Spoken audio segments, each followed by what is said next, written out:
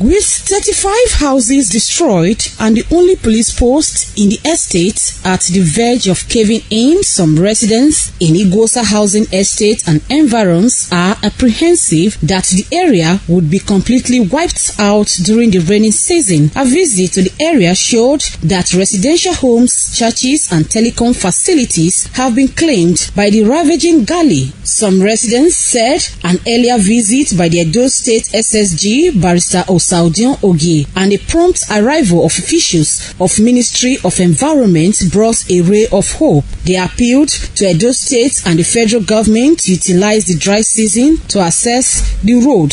Many tenants are packed out of the house now, so we are begging the government to come and assist us, otherwise the whole of this area will be gone.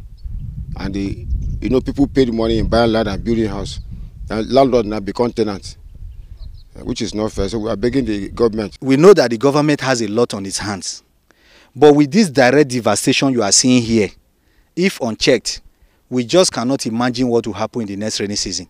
That is why we are begging for the governor to send somebody of the caliber of the SSG to come and assess a situation. It's as good as the governor coming himself.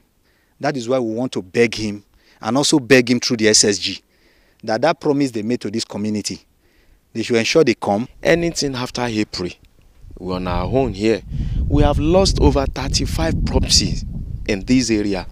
There is tendency, immediately the rain setting for this place where I'm standing. When you check the ground, if you can put your camera on ground, you see we already have a mark on this ground.